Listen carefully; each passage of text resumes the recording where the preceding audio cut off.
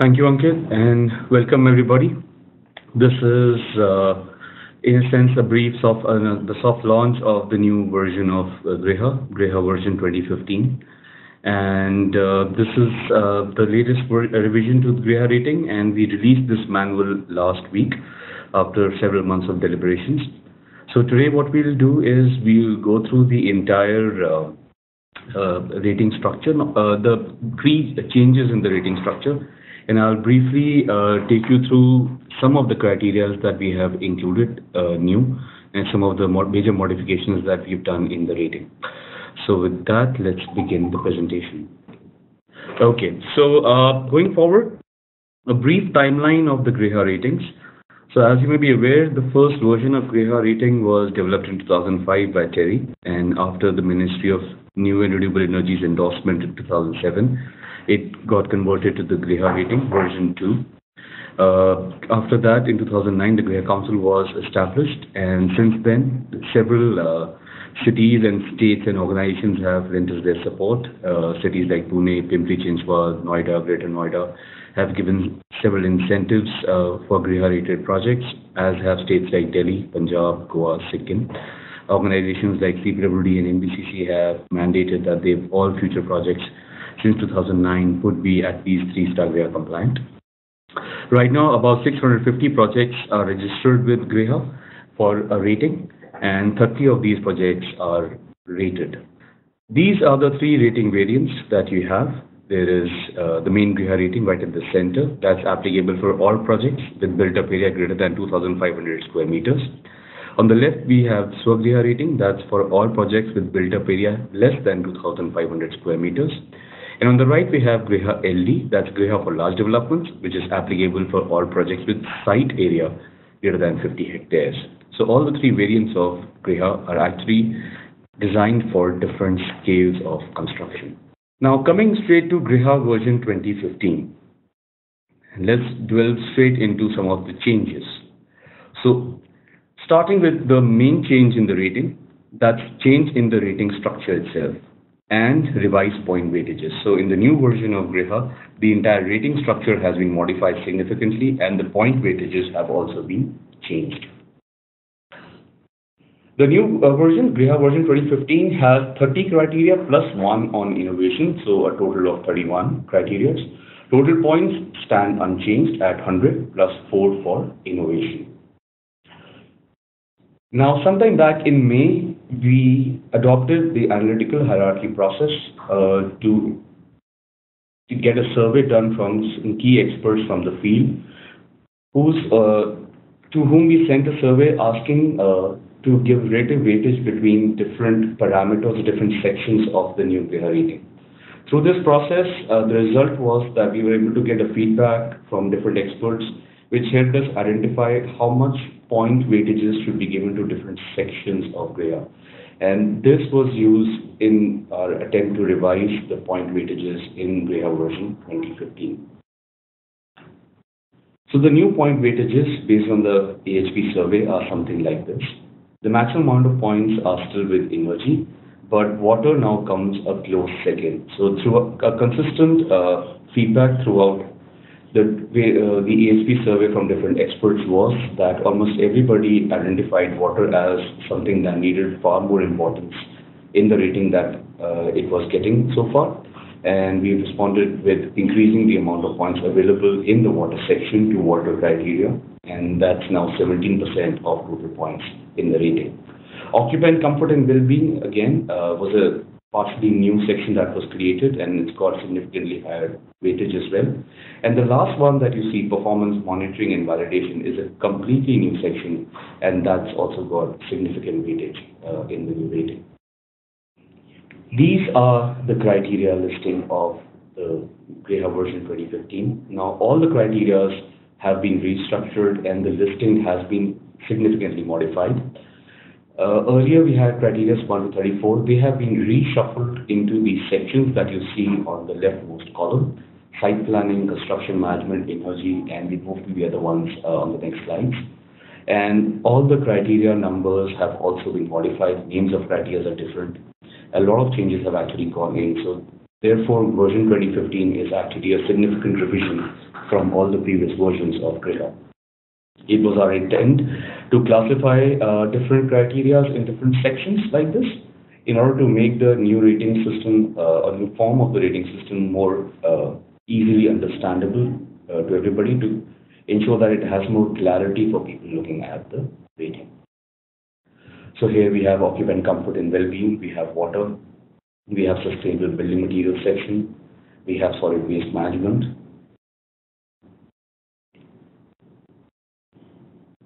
And then crucially, we also have a dedicated new section on socio-economic strategies, which has some previous criteria of socio-economic criteria. It also has many new criteria on socio-economic strategies. Our intent was to start shifting GRIHA rating from a green building rating system towards a sustainable building rating system. And the way to do that was by adding more and more socio-economic parameters into the rating so that environmental, social, economic, all three pillars of sustainability start getting addressed. These are the socio-economic strategies that you see, number 24 to 27.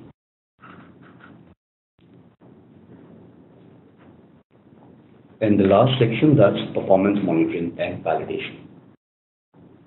So a total of 31 criteria, 30 main criteria plus 1 innovation.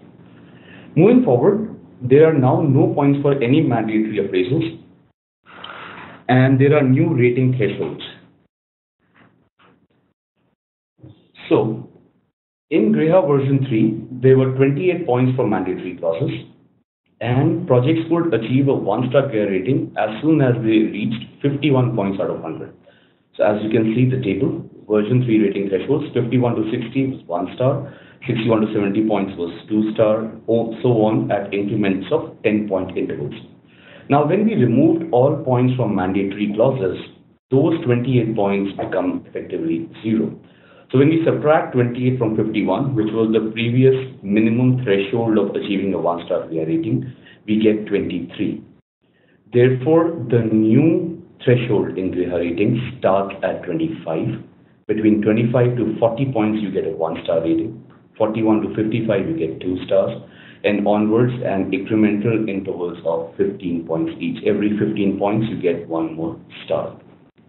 Now, one important part of this aspect was for us to analyze the previous projects to see whether they achieved the same rating in the new system as they did in the previous system. It shouldn't happen that we are reducing the first 1-star rating from 51 to 25 or 3-star from 71 to 56, and it's becoming easier for projects. But when we did the analysis, we found out the projects which would get a 3-star or a 2-star or a 4-star rating in version 3 would get the same rating in version 2015. So that means the strictness of the rating or stringency stays the same. In version 2015, we also have non-linear point distribution. So just give an example, let's take the criteria on landscape water requirement reduction. Previously, in reduction of landscape water requirement in GRIHA, in the design versus base case, if the water consumption in landscape was reduced by 30% of a base case, the project got 1 point. If it got reduced by 40% of a base case, the project got 2 points. If it got reduced by 50% of the base case, the project would get 3 points. However, moving from 40% reduction to 50% reduction is actually significantly tough. But the point increments in previous version were just 1. So you get 1 point extra moving from 30% to 40%. You get another 1 point extra moving from 40 to 50, whereas the level of effort is different between both of them. Therefore, in GRIHA version 2015, the point distribution has become non-linear. So as you can see in the last column, if you go from 40% to 50% reduction, you actually get 2 incremental points to demonstrate also the fact that it's a little difficult to get that higher threshold, and so the reward should be equally higher. And this is something that has been put into several new criteria or several existing criteria of GRIHA, where point distribution has actually become non-linear. The more points, the more percentage reductions are attempted, the more strategies are adopted, the higher the points one gets. Incremental points become better and better. There are several new criteria that have been added in GRIHA version 2015. Some of the criteria were deleted. In their place, new ones have been added. These four are the new criteria of GRIHAV version 2015. Criteria 12, which is maintaining good indoor air quality. Criteria 26, which is for dedicated facilities for service staff. Criteria 27, increase in environmental awareness. And criteria 28, smart metering and monitoring. We'll cover some of these in a little more detail as we move along.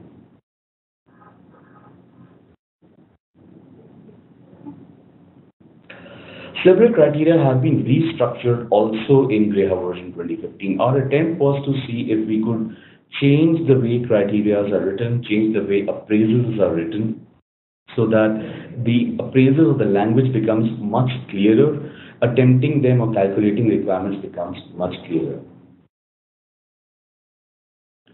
So for example, in GRIHAV version 3, we have this criteria on use of low energy material in building interiors, where you have maximum 4 points available to you. And if more than 70% of total quantity of sub-assembly, internal partitions, paneling, false ceiling, inbuilt furniture were low energy, projects got 2 points. If more than 70% of flooring was low energy, project got 1 point. And if 70% or more of total door, window, panel, and their frames quantity was low energy, project got another 1 point.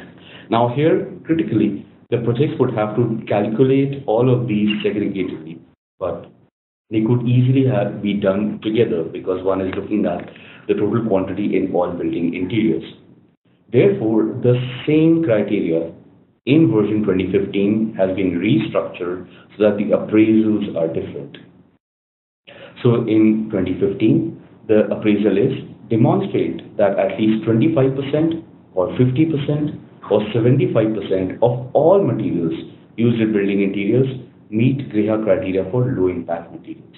That means you do not have to now calculate flooring separately for 70%, door window panels separately, false ceiling separately. You can combine all the calculations together and use benefit of having more products in one category over not having some in the other, as long as the overall thresholds get met, 25%, 50 or 75.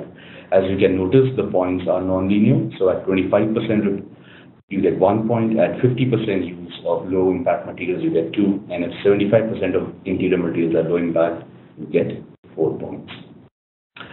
Some new materials have also been added. In addition to the previous definitions of low impact material, FSC certified, chain of custody certified products are also added now as low impact materials in GRIHA.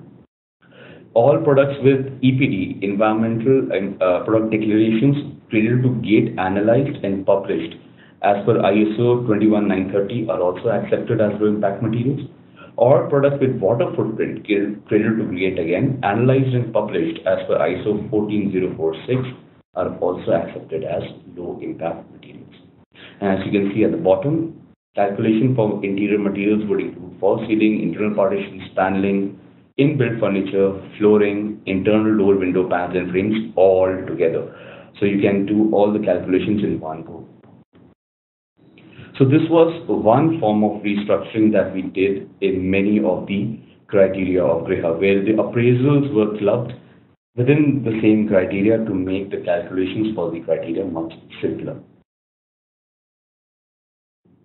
The other form of restructuring was done where different appraisals from different criteria were clubbed together into new criteria to make the criteria easier to understand. So for example, this is a new criteria in name, criteria 5, air and water pollution, but the appraisals are from the previous versions. So adopt at least 3 measures from the list below to curb air pollution during construction, that's mandatory, and develop and implement a spill prevention plan on site to control hazardous spill prevention. Now, the first one was from criteria 9 in version 3, and the second one was part of criteria 2, but we felt that they could be clubbed together because together they have a common intent on site and could be easier to understand in the new format. Therefore, in several criteria of GRIHA actually have the same appraisals as version 3, but the appraisals have been restructured into new criteria to have broader themes of new criteria easier to understand by everybody. And also, if you notice, we wanted to bring a lot of clarity in appraisals in version 2015, which is why in version 3, when you look at air pollution control, The appraisal simply said adopt measures to reduce air pollution during construction, whereas in the version 2015, the appraisal clearly classifies adopt at least 3 measures from the following list. That means the appraisals are also becoming clearer and clearer on various parts of the criteria in different appraisals. This kind of clarity has actually been built in for ease of use and implementation in future projects. And of course, there are several technical revisions in the criteria as well, which we'll cover briefly as we move further. And now there is a polling question on your screen in front of you. Is the new structure of the GRIHA rating more user-friendly? You would have 2 options in front of you. You can select those. We'll give you about 30 seconds. Time begins now. So I believe out of all the participants, I believe there's some 60 plus participants.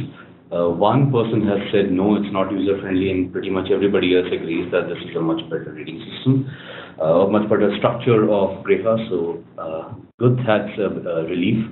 Let's get back to the presentation. So let's look at some of the key criteria with modifications. So we won't cover all of them. The manual for the same is actually uploaded on the website. We'll cover some key criteria here and the modifications for that have been put there. Let's start with the site planning section. There's some new criteria there, one of which is low impact design. This was in previous version, the passive architectural design criteria, which had 4 points. It still has 4 points. The appraisal now says demonstrate reduction in environmental impact through design by adoption of various passive design and low impact site planning strategies. Earlier, the appraisal had 4 points. However, this time what we mentioned is the number of strategies to be adopted and the number of points that will be awarded for each such strategy. So you must attempt a minimum of 2 strategies to get 1 point. If you attempt 3 strategies, you get 2 points. And if you attempt 4, then you get all 4 points. So this is one major change in the appraisal in this particular criteria. Another major change in the same criteria was that there was a lot of subjectivity in passive design in the previous format. We've tried to remove that by providing dedicated list of strategies which are counted as low impact and the analysis required to prove that yes, those strategies are actually being implemented on ground. So let's take 1 or 2 cases as examples. One of them, for example, is use of trees to control heat gain, which is a passive strategy, for example, like this, where you have trees on the surrounding areas of the buildings with the intent that they would shade the building sides from direct solar radiation, thereby reducing the amount of heat coming inside and making the indoor temperature much more comfortable. Now here, there has been an analysis strategy that has been put forth as well. The analysis required to prove that in this or in your project, this strategy is being met is to demonstrate through simulations and that insolation has actually been reduced by 25% compared to base case of no trees through planting of dense trees next to the critical facades during summer months. And this is of course valid for only low-rise structures, because as we go higher and higher, this percentage reduction will be much less. If you have a multi-story, then only the bottom 2-3 floors will actually get the benefit. So the 25% can't be met there. And the assumption here is that the tree size to be assumed for calculation will be at its maturity. So this kind of analysis and strategy listing has been put in this criteria to make sure that there is more clarity in how the appraisals are to be attempted. Let's take one more example. Control annual heat gain through favorable orientation and design of facades, which essentially means that the more glazing or windows you put on facades which will have lower heat gain, which will allow for lower heat gain, the better the design. So for example, this is one of the GRIHA rated projects, a 5-star GRIHA project, Pimpri-Chinchwad New Township Development Authority headquarters, where the floor plate is thin and long with the longest facades facing north and south, and that's where the glazing is instead of east and west. And that kind of a design is actually significantly beneficial in reducing heat gain in the building. So therefore, the analysis required to demonstrate that is to use the formula given below, where you multiply the insolation of each orientation into the window area of that orientation to demonstrate that as opposed to equal distribution of window area on all orientations, your particular design actually has lesser heat gain because you have put more windows on those orientations where the insolation is much less. There are several other strategies and respective analysis as required. These are listed in the manuals. So you can go to the GRIHAV India website, download the manual and see all the rest of them.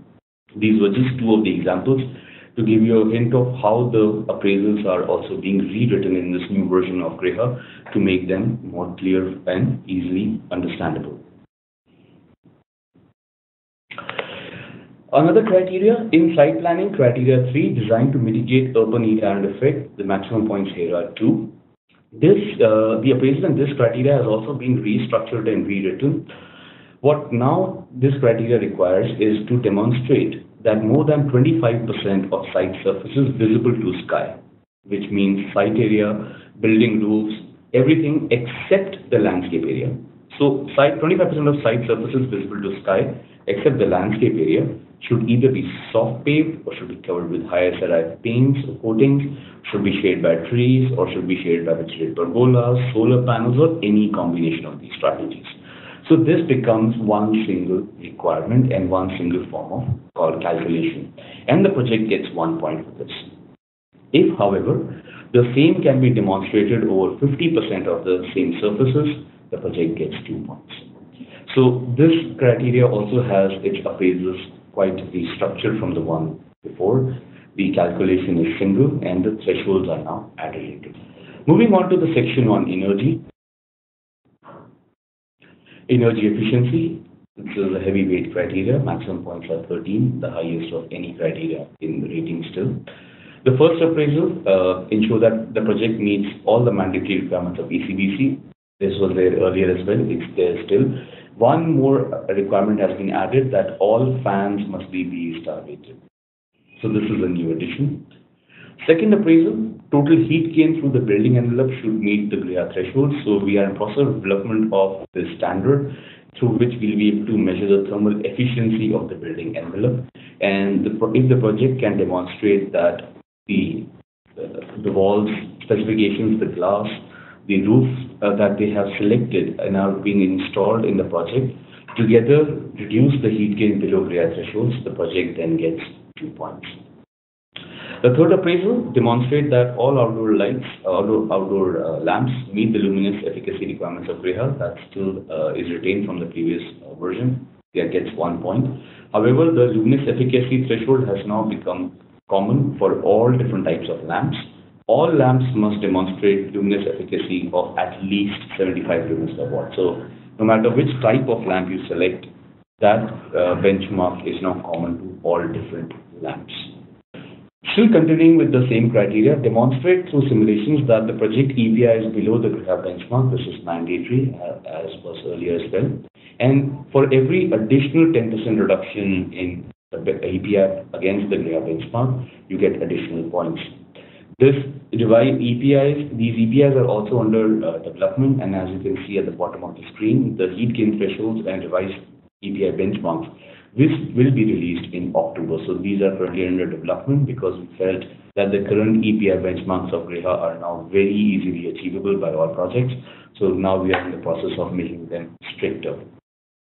However, if you notice the points against the reduction as well, something that we were mentioning earlier, you able to easily see the non-linearity in points. The higher up the ladder you go, the more the reduction you demonstrate against the benchmark, the more points you get. So you get a reward for doing something that is more difficult. Renewable energy utilization. This criteria is also restructured from the previous rating. Earlier we had two criteria, 18 and 19. One was on renewable energy installation, other was on solar water heaters. Now both of those have been combined into one single criteria, talking about renewable energy in one go. The maximum points here are 7. The first appraisal says on-site or off-site renewable energy system installation to offset a part of the annual energy consumption of internal artificial lighting and HVAC systems as mentioned in the table below. So please notice that one, it's annual energy consumption, it's not capacity anymore, it's internal artificial lighting and HVAC systems together. And you are being given the option to go on-site as well as off-site in this. With slight difference that for commercial and 24/7 occupied buildings, a part of the reduction must be met on-site, and that is mandatory. That means that's a mandatory requirement for all non-residential buildings, that part of the reduction should be on-site. Therefore, some renewable energy installation is a must on-site for non-residential projects. Additionally, as you see now, we have three different reduction thresholds for three different types of buildings. So daytime commercial buildings, 2.5% of annual energy required for internal artificial lighting and air conditioning system. If it comes from renewable, that's mandatory. 5% comes, you get 1 point. 10%, that's 2 points. 15%, that's 4. 20%, that's 5, and 25%, that's 7. Similar for residential, except there is no mandatory on-site requirement. But for 24/7 occupied buildings, notice how the reduction thresholds are actually much lesser. That's because since they are occupied for 24/7, the consumption numbers are actually much higher. So depending upon the usage hours, occupancy schedule, the thresholds have actually been modified. And again, you'll be able to notice how incremental points are non-linear. This time in renewable energy, there are two paths. So one is either you do this first appraisal, where you comply with the table that's given below, or the alternative is that all the building's energy requirement, complete, including artificial lighting, indoor, outdoor, air conditioning system, all equipment, everything is offset through off-site renewable energy system. If a project does that, then also it will be accepted as meeting the criteria, and the project will get the mandatory plus all 7 points. So one way is to follow the first appraisal, where one is offsetting through on-site, off-site combination, energy required for indoor artificial lighting and HVAC system. Or the second one is to offset everything that the building will consume through off-site renewable energy system. So two options available to the projects. They can choose any one of these. Moving to occupant comfort and well-being. This section, the first criteria here is achieving indoor comfort requirements, visual, thermal, and acoustic. So as you'll be able to guess, this criteria was created by taking out appraisals from criteria 13 of version 3, 14 of version 3, and 29. And they will all put together because each of these appraisals talked about indoor comfort of the occupant, and so we felt that it would be better if they came together in a single criteria. Again, going back to the original idea of version 2015 to make the appraisals clearer and clearer to understand and comprehend. So let's look at the first appraisal here. Demonstrate compliance with either of the two paths to demonstrate reduction in heat gain through fenestrations and provision of sufficient daylight in indoor living areas, which is partly mandatory. Now notice the difference here. It says critically two paths. So therefore there's now an option in the rating. So path 1 is the same path that we had previously. It's still retained, where the window wall ratio should be less than equal to 60%, skylight roof ratio should be less than equal to 5%. All fenestrations must comply with one of the following, whether ECBC, SHGC limits, or shading as per SP 41, or shading as per GRIHA requirements, and at least 25% of living areas should meet daylight factors of SP 41.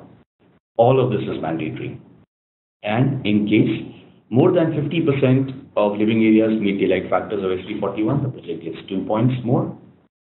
If more than 75% of the living areas meet the daylight factors of SP 41, the project gets 4 points. Now, this is the previous path and this has been retained, but an optional path 2 has actually been provided. So projects can choose which of these two strategies they would like to adopt. In path 2, we have taken in the concept of useful daylight illuminance, UDI. And the requirement here is demonstrate that 25% of the total living area achieves the UDI requirements. This is mandatory. Now notice here that's the only analysis required. The UDI requirements are analyzed for all the occupied daylit hours in 1 year. And the intent is that the natural light levels inside the space should be between the range of 100 to 2000 lux. So that is single requirement becomes mandatory. And if you can demonstrate that more than 50% of living area meets the UDI requirements, you get 2 points. And if more than 75% meets the requirements, you get 4 points. So path 1, path 2, both have mandatory requirements, both have optional requirements, and both become slightly different. So projects, when they are attempting this particular appraisal, they will have a choice of which of these to attempt. Through UDI, the idea is that shading and glare reduction automatically become part of the simulation. So essentially, both of these will result in similar outputs, with the core intent being good amount of diffuse natural light inside the building spaces. Second appraisal in this particular criteria is that artificial lighting system should be designed such that the lux levels fall within limits, minimum and maximum, as recommended for space or task level lighting in NBC. So again, this is the same appraisal as before, just the language is rewritten, with one additional requirement: to meet a minimum uniformity ratio of 0.4. So the lighting system should be designed so that lux levels fall within minimum and maximum limits of NBC, plus minimum uniformity ratio of 0.4 should be maintained. That is mandatory. Then we come to thermal comfort. Demonstrate that project can achieve the thermal comfort requirements of NBC 2005 or ASHRAE 55, or the requirements of Indian Adaptive Comfort Model, which has been developed by SEPT University and MNIT, and which has also been included now in GRIHA version 2015 rating. So projects can pick any of these three requirements to demonstrate that all spaces or all occupied spaces in the project actually meet the required thermal comfort norms. Again, mandatory, no points in this case. So we've done visual comfort, we've done thermal comfort, and the last appraisal in this criteria talks about acoustic comfort. This has again been rewritten and modified from the previous rating. The indoor noise levels should be within acceptable limits as specified in NBC 2005. And key noise sources on site, like DG sets, chiller plants, etc., should have sufficient acoustic insulation, again as per the NBC norms. And you get 2 points for this. So some modifications from the previous rating in this case, previous version, and some one clause has actually been retained. So this criteria together, criteria 11, completely becomes occupant comfort criteria. Visual, thermal, acoustic, all become part of a single criteria. Criteria 12, maintaining good indoor air quality, maximum points available are 4 appraisals. First one, meet the minimum requirements of CPCB's National Ambient Air Quality Standard for quality of fresh air. And one is looking at PM10, ozone and CO2 levels here. And ASHRAE Standard 62.1 2010, as well as NBC or NBC 2005 for quantity of fresh air. So the quality of fresh air that you're bringing inside and the quantity of fresh air that you're bringing inside, both should meet the minimum requirements of the respective codes. Together, these two fetch the project 2 points. The second clause says, monitoring the CO2, temperature and RH at the occupied spaces or at the AHUs for the air-conditioned spaces, or rather now it is all spaces. 2 points for this.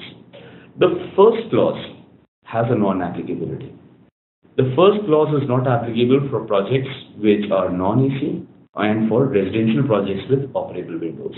The reason being that those requirements critically get analyzed when there is centralized air conditioning or ventilation system, and filters can be monitored and quantities can be better monitored. So for non-AC spaces or residential spaces with operable windows, the first appraisal is not applicable. Moving to sustainable building materials, let's cover one of the criteria. One we have already seen previously. Criteria 20 now, reduction in embodied energy building structure. This also has been rewritten from the previous version. Earlier we had different points for structural reduction, different for masonry walls. Now they have all been combined for ease of calculation. demonstrate reduction in combined embodied energy of load-bearing structure and masonry walls. So if the reduction is 10% below the base case, project gets 1 point, 20% below the base case, project gets 2 points, and if it's 30% below the base case, the project gets 4 points. The base case is RCC structure for load-bearing, part of it, and burnt clear bricks wall as the masonry walls. So against those, you could be using low embodied energy materials for walling. You could be substituting materials for RCC. Both of those can be combined. So in case you are using very low energy walling material, you would be able to get benefit when you're doing the overall calculation itself. So now the calculation actually is combined. Coming to socio-economic parameters, some of the new parameters that we have added here in this time. Labor safety and sanitation, maximum 1 point. So this criteria now has 3 appraisals. The first 2 are the same as they were there previously. Ensure compliance with NBC 2005 safety norms for providing the necessary safety equipment and measures for construction workers. This is mandatory.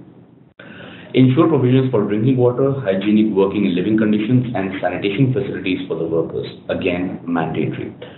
One new appraisal has been added here. Provide a creche facility for children of construction workers on site.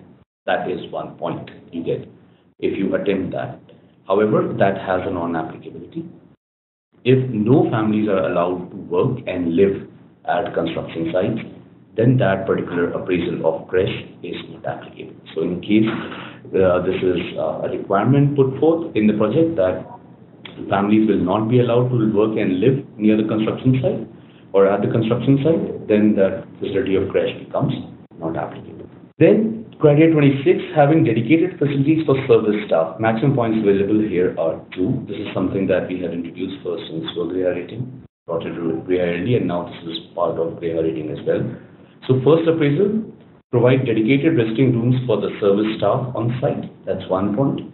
And the second one says provide toilets for the service staff on site. That's another 1 point. There have been some thresholds mentioned in the GRIHA manual which will act as guidance, which will help you estimate the number of toilets or resting areas that you would need. You could use, those are only guidance. You could use them to analyze and see how many you should provide. One of the examples that we have is from a rated project of GRIHA, actually in GRIHA, where they did this. I think this is the Doomsville campus, where they had these kind of small huts in the campus at different locations, multiple huts. Each hut had 1 resting room and a toilet, and this was dedicated for the service staff on site. So the maids, security staff, etc., all of them, this facility was meant for them. So similar structures to be built on site, depending upon the number of service staff you expect to be there. And then we come to the last section, performance monitoring and validation. And this has one new criteria that has been added. It's a heavy criteria as well, but something that's very new in GRIHA as well. Criteria 28, smart metering and monitoring. So as I said, it's a big criteria. Total points available are 8. 4 appraisals are available in this particular criteria. So let's look at each of them one by one. The first appraisal that you see here is mandatory. Comply with the following basic metering requirements of GRIHA.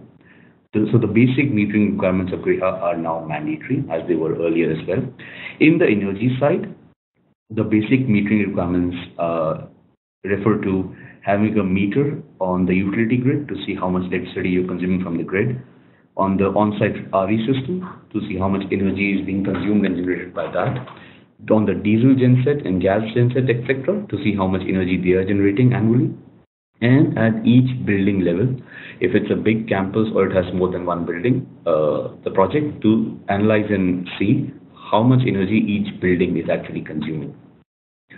On the water side, having a meter to measure how much water is being consumed from the municipal supply, from the borewell, the treated water outlet from STP. If you are recycling and reusing wastewater on site, then that should be monitored. Captured rainwater. So if you are capturing rainwater on site, you are storing it, filtering it, and then reusing it. So we want you to monitor that as well. And again, at each building level, to be able to understand how much water is being consumed by each building on the site. So this is the basic metering requirement in GRIHA, and this is mandatory. The second appraisal talks about extended metering requirements. If the project attempts these, the project gets 2 points.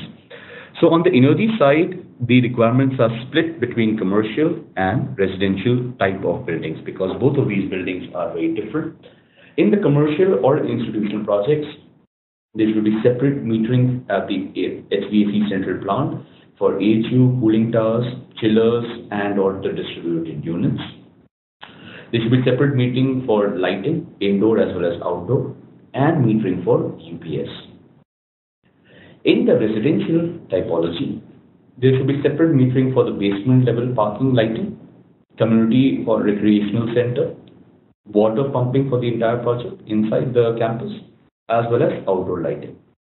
And in addition to this, there should be separate metering for lifts and common areas. A lot of people, in the residential campuses pay a lot of money actually for common area electricity usage. The intent of having this level of sub-metering is for them to be able to analyze which systems are working efficiently, which are not working efficiently. So future reduction in energy consumption becomes easier to implement. On the water side, sub-meters should be there for the irrigation system, for the cooling tower, for STP, WTP, ETP, etc., and for each apartment or commercial tenant as may be applicable. So these become the extended metering requirements of GRIHA, of this second appraisal. The third appraisal talks about installing smart metering in the building. So the appraisal says, installation of one-way communicable smart metering and monitoring system, which is capable of tracking energy and water consumption through a web portal and also capable of the following. Now, this must be done if you want to attempt this particular appraisal. This must be done for all the basic metering requirements. So, the 4 points come if you are attempting to install smart meters on all the basic meters in the project. The one-way communicable smart metering requirements here are that they should be able to deliver hourly data reporting in near real time. They should be able to give you an energy mix. So how much energy are you consuming per day through the grid, how much from the renewable sources, how much from the DC sources, and the consumption patterns, how much consumption is happening at what hour, water consumption patterns from various sources, how much water is being consumed from which source, recycled wastewater, rainwater, or municipal supply, borewell, etc.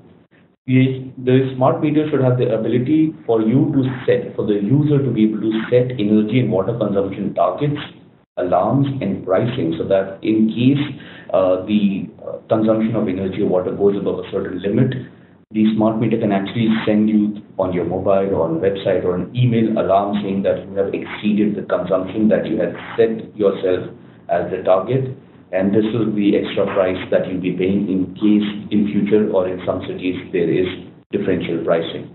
Also, in several residential complexes, you would have differential pricing. What electricity you get from the grid will be priced different. Electricity that you take from the DC set is different. This should be, the smart meter should allow you to compare historical trends, and the monitoring interface, the user interface should be such that people can even use that on the mobile devices. So you have a smart meter in your house on the project, you should be able to log on to the web page from your phone, and you should be able to see the information there. One word that you notice in the appraisal, it says one-way communicable.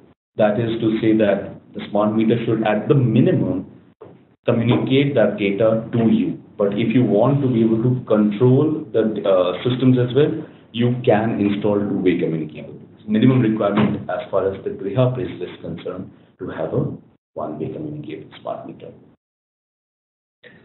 That's the third appraisal. 4 points in this case.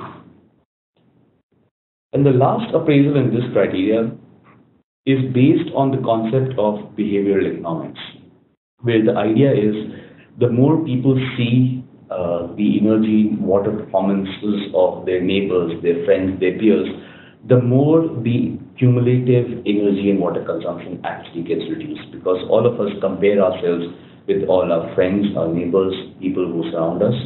And that comparative behavior is something that helps reduce overall consumption if used correctly. This science of behavioral economics is very interesting, very important as well in helping reduce energy and water consumption. And through this last appraisal in GRIHA, our intent was to ensure that each new building would at least have the basic infrastructure installed into the building so that once the building gets occupied, this kind of analysis is visible to people. So the appraisal says connect to GRIHA IT platform. So that's a platform that we will be making at our end. Connect to GRIHA IT platform, link to smart metering. So this appraisal will be done once the project is actually attempting smart metering. So the smart meters that projects will install, when they send the data to their cloud, that's where the IT platform can be linked and to allow for two-way communication of the following. One, so the projects will send data to GRIHA team, to the GRIHA IT platform, which would be monthly energy consumption, monthly water consumption, as dependent upon different climate types, different building typologies, locations, etc. And the GRIHA IT platform will keep getting these numbers from various projects across the country, different residential projects from different parts of the country, different cities, different offices, different academic buildings, etc. And the IT platform will be doing the average energy and water consumption analysis, which will then be sent back to the building occupants through this mechanism. So the second part says receive average energy and water consumption for display to building occupants. So if I have a house, for example, and I'm consuming X amount of energy, I'm sharing that data with GRIHA on this platform, I will be able to receive on my interface what every other person with a similar house per meter square, what is the energy they are consuming. And I will be able to see where I stand against everybody else in similar climate types per meter square or per person. So in a sense, one will be able to benchmark themselves against everybody else across the nation. This also will help people understand if somebody else is consuming much less energy. That will give them the potential to understand how much money they can save by changing their own strategies. So these are the 4 appraisals of smart metering and monitoring criteria. So the projects can begin registration for GRIHA version 2015 in January 2016. This is the first time we've done this webinar. This is the release. It will take some time, we understand, for projects and the consultants and everybody involved in construction to also get acclimatized and familiar with the new rating. We are also in the process of developing our backend IT tools, etc., so that by the time this gets launched and released, officially projects can register themselves from 2016 onwards. The fee structure remains unchanged. Till December 2015, projects can continue to register with GRIHA version 3. So we do understand that some projects must have already done their designing and BOQ estimation based on the current version of GRIHA, and that registration will be open till December 2015. So projects can register themselves with the current version till that time. And since the new version of GRIHA is significantly different, we will be releasing new training programs. So our training programs, developer trainers program will become different, and we will be starting those soon so that we are also able to share that information with everybody associated with GRIHA projects. So that was a very brief overview, introduction to what all are the key modifications in the new rating system, GRIHA version 2015. Some of the technical changes, and with that, I hand it over back to Ankit for any questions. Okay, so one of the questions that has been shared with us is one of the participants is asking if this version is available on the GRIHA website. Yes, in fact, it is. So if you go to the website grihaindia.org, you click on the library section, you'll find a link called Manuals and Guidelines. If you click on that, the first link there is GRIHA version 2015. So you will be able to download this manual. It's an abridged version, and it has the entire manual appraisal, new structure, everything listed in it. So you would be able to access that information from there. Okay, moving to the next question. Give me a second. Let me read this. So we've got one question which asks, I think, for the low impact design, when we're looking at the insolation calculation, for which days should simulation be done? If you remember, I was mentioning it has to be done for the entire duration of the summer months from 1st April to 30th September. So that would be the duration for that. So with respect to visual comfort, there's a question that has been asked which talks about, which was asking whether total living area for daylighting purposes means the sum total of all living areas together, or should each individual room meet the 25%, 50%, or 70% requirements? In fact, in GRIHA, one is looking at the overall building living area, and that's how the analysis must be done. One more question that's come to us is asking, how does the GRIHA IT platform work, if there's any additional payment required for that? No, there is no additional payment for that. That platform will simply be integrated to the documentation panel that you would get access to every time you register a project. And once you have smart metering in your particular project, the smart metering, the manufacturers will be given certain links which they can program into the backend of the smart meters, through which data exchange will be permitted or allowed between the cloud of your particular of the smart meters that are installed there and the IT platform. And the IT platform will simply be doing this basic analysis of average energy and water consumption numbers and sending that information back to you. After that, the way you would like to use that information is up to you. You can display that to everybody else in case you are much more energy and water efficient than the national average. You could just look at it yourself, get tips and tricks to reduce it further, etc. But no additional cost there. So somebody's asked, how do you see GRIHA version 2015 different from version 3? I believe I'll have to go back and start going through some 10-15 slides. There are several ones that I can't do those again, but as I mentioned, there's a whole lot of restructuring done. There's a whole lot of clarity built into the appraisals, into the criterias. There are new criterias, there are new technical revisions, there are several new things done which I had covered earlier. So, and they are available in the manual as well, and I think this webinar will also be recorded. So that was about 20 minutes of the initial part of the presentation, so you could look at that again.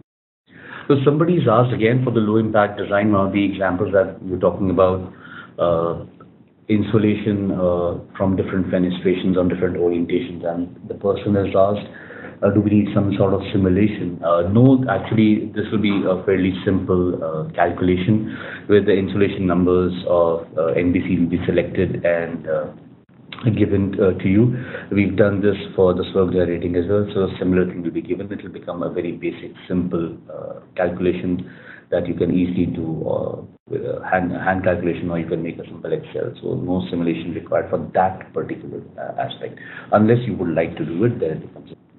Yeah, somebody's asked somebody's actually been fast enough to read the GRIHA version 2015 manual, and they've asked in the innovation section that there's a point which says that if you are if you are the leader in the country by using some technology, if you are the first person in the country to use a particular technology, you will be given an innovation point because you've done that innovation, you've shown leadership skills.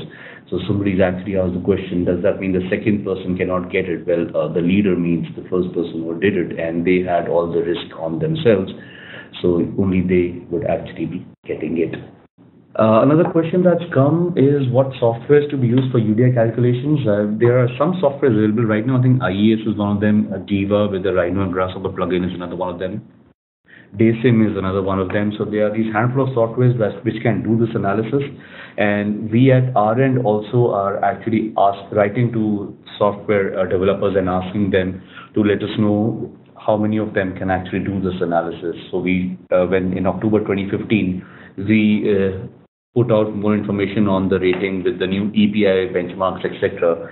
Our intent is to be able to give you more information on which all softwares can actually do this UHIE. But these 3-4 ones that I mentioned right now, IES, DASIN, DIVA with Grasshopper, DIVA Rhino with Grasshopper, can do this already. So somebody's asked further about the UDI parameters. The useful daylight illuminance essentially says that the most useful part of natural light, the most useful component becomes light between, say, if you achieve in a space 100 to 2000 lux, that's most useful for you. Anything less means that you won't be able to see very clearly in the space, and more than 2000 lux coming into a room would typically be a result of less shading, so that will usually be glare. So UDI essentially says that analyze the building for all the occupied hours of the year which are daylit, and see for how many of those hours, for what percentage of the living area the light that falls on that particular space falls between 100 and 2000 lux. So essentially it's a single simulation which gives you a maximum and a minimum cap on daylight, and that helps you, that analyzes the amount of light coming inside as well as control of it. So there should be sufficient amount of light coming inside, but not glare. So the single simulation is able to do both of them because it has a upper and a lower limit to how much light you can actually achieve inside. Somebody asked if for a residential project, the thermal comfort analysis is mandatory. Yes, thermal comfort analysis is mandatory for all projects because in every building we want people to be very, very comfortable. Because they live in a house doesn't mean they should sweat. So yes. Another question that's come is what implications on project cost? Based on all the projects that we have seen so far and feedback we've got over the last 6 to 7 years from the field, people have told us that the incremental cost is between -1 to +10%. So in some cases, costs have come down. In some cases, they have gone up, but they have rarely gone up above 10%. And at 10% increase, projects are actually targeting a 5-star rating. So it's not so high, and a lot of projects are being built at same cost as well. So that's one. Another question asked again is when will the revised manuals be available? The thick manuals, the set of 5 will take us some more months to write, but if you want the abridged version of this new version 2015 manual, it's available right now to you on the GRIHA website. So you go to grihaindia.org, click on the section on library, click on manuals and guidelines, and you will find this manual there. One question that's come is it okay in version 2015 if all RE power is met only by offsite? Yes, as you remember, for that particular criteria, we had talked about 2 options. Either you do on-site, off-site combination, that's only for internal lighting, artificial lighting, and space conditioning requirements, or you go completely off-site. That's also possible, but that complete off-site should be for the entire building energy consumption in 1 year, everything, including equipment. So those 2 paths are actually available. You can choose which of these 2 you want. Another question asked is, will GRIHA version 2015 include embodied energy library for materials with respect to Indian construction industry? Yes, we'll be including some numbers based on new numbers published.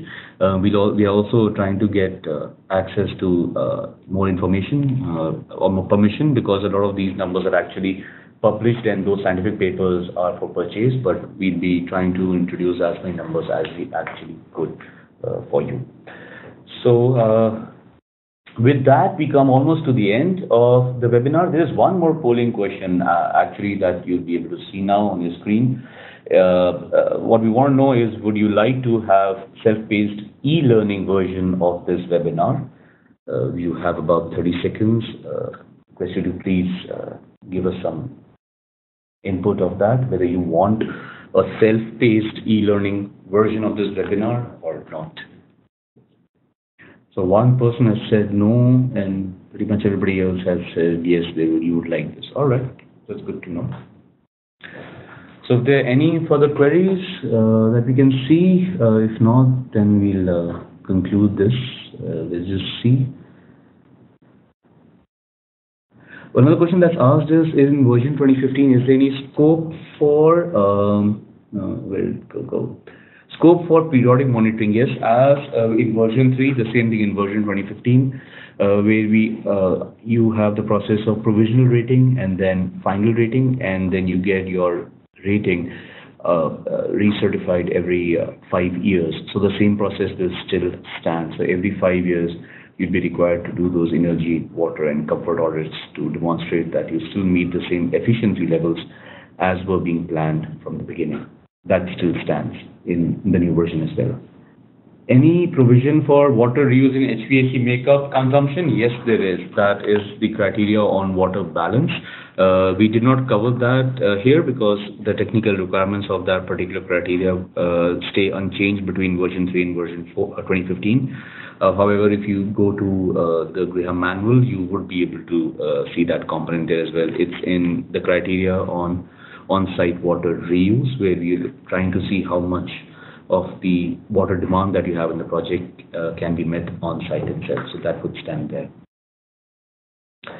The question asked is, can GRIHA redefine comfort parameters for Indian regional context? Well, GRIHA is actually sourcing comfort parameters from several codes of India. So the National Building Code is from India. The work done by CEPT University and MNIT is for India. So all of these comfort parameters are Indian, and those are the numbers that we have been referring to in the past as well, and we continue to refer to in this version as well. So comfort parameters are Indian. So I believe with that, we do not have any further questions coming in. So thank you all for listening in, and you have the email address of GRIHA with you on your screen. So if you have any further questions, you can write to us, ask us. The manual, as I mentioned, is available online on the GRIHA India website. You can download that, look at that in more detail, go through it, and then get back to us with any further queries that you may have. Thank you. Thank you, everybody, for listening in.